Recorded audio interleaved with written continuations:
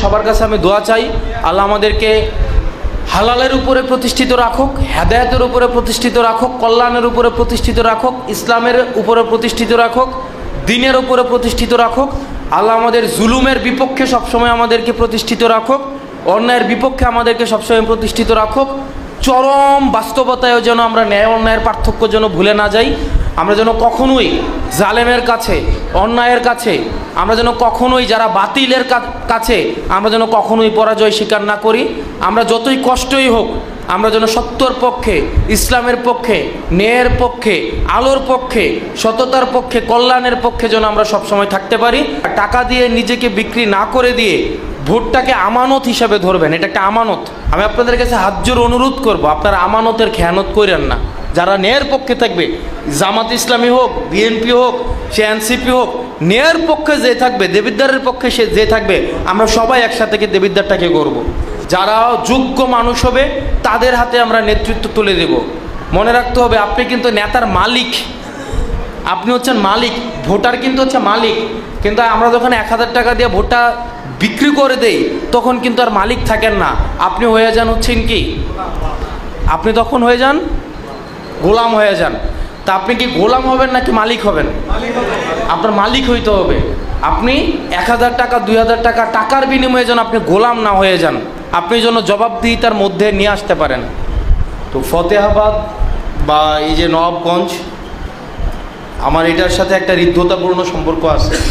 সেটা হচ্ছে যে আপনারা তারিক ভাইকে চেনেন নিশ্চয়ই। তো ভাইয়ের সাথে আমি যখন ইউনিভার্সিটিতে প্রথম যাই, আমার প্রথম যে মানুষের সাথে পরিচয় হয়, এবং ইউনিভার্সিটিতে যেটা হয়, যারা একটু জুনিয়র থাকে তাদের উপর একটু প্রেশার থাকে। তো সর্বপ্রথম একদম আমার ভাই নাই, ভাই সুলভ যেই বিষয়টা যার কাছ থেকে পেয়েছি সেটা হচ্ছে তারিক ভাই। তো পরবর্তীতে আমার কলেজ ছিল পারুয়ারা কলেজ, তো কলেজের থ্রুতে আমি এখানে একবার আসছিলাম। তো আপনাদের এখন যে পাকা রাস্তাটা, ওই রাস্তাটা তখন মনে হয় পাকা ছিল না, খুব ভয়াবহ রাস্তা ছিল, পুরো রাস্তাটাই খুব ভয়াবহ ছিল। একদম ওইদিকে একটা মাজার আছে ওই পর্যন্ত।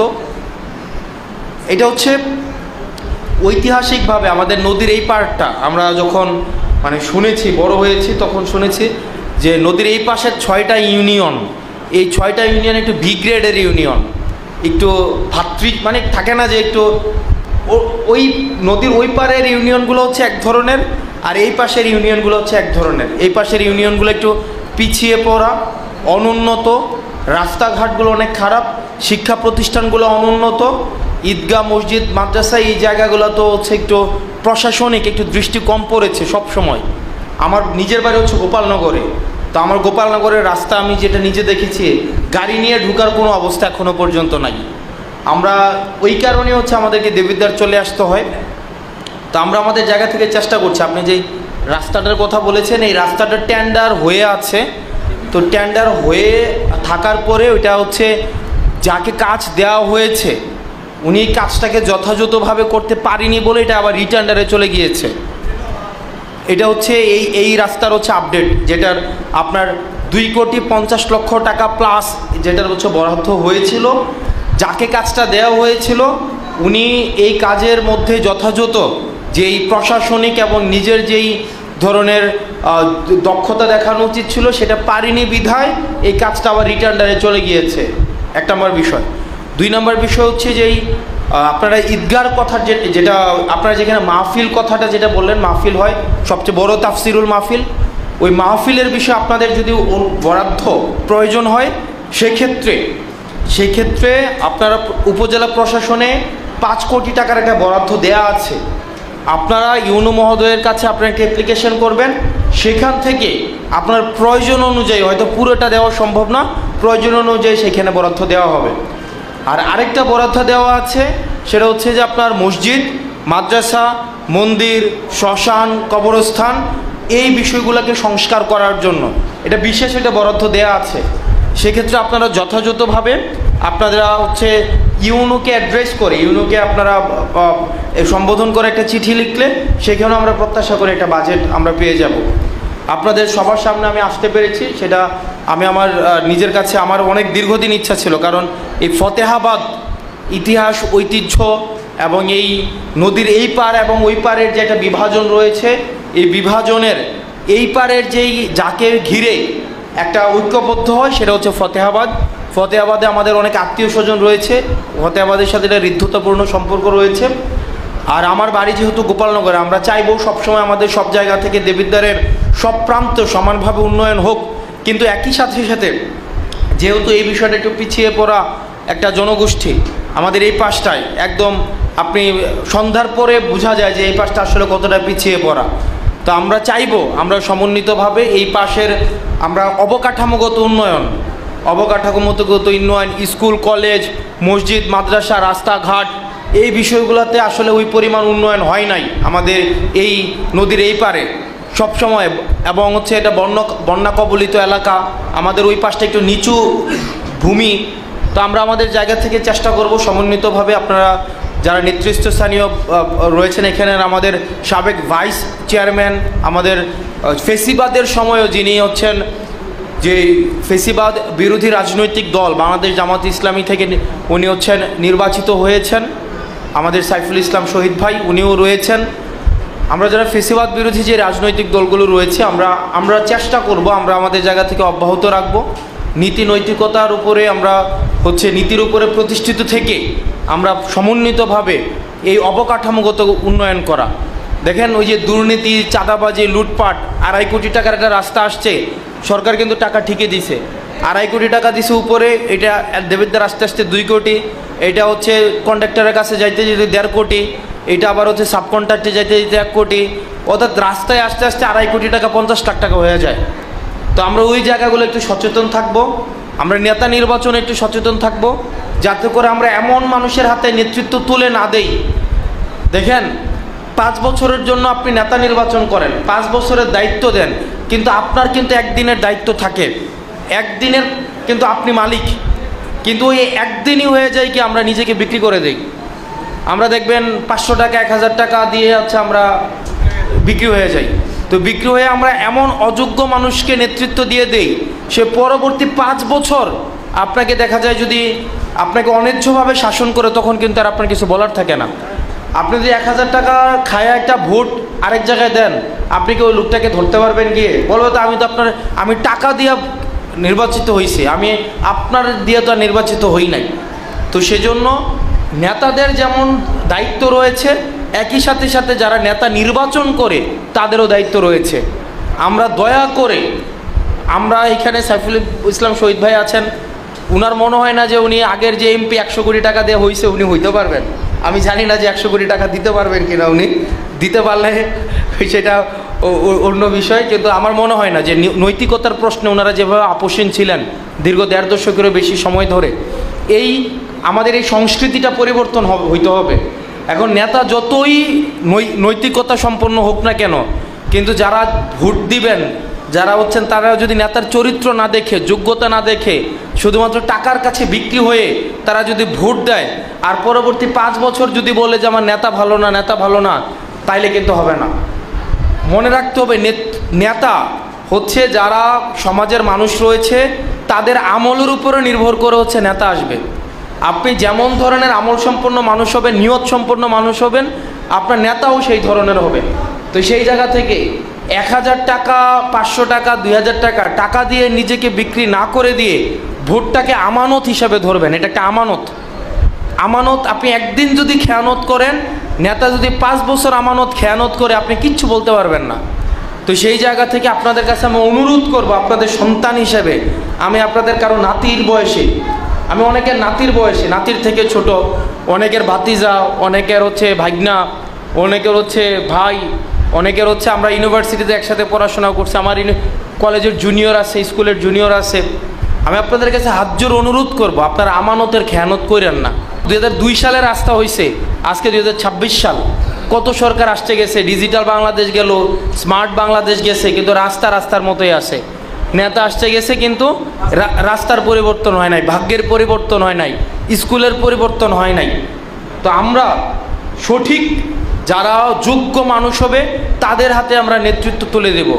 মনে রাখতে হবে, আপনি কিন্তু নেতার মালিক, আপনি হচ্ছেন মালিক, ভোটার কিন্তু হচ্ছে মালিক।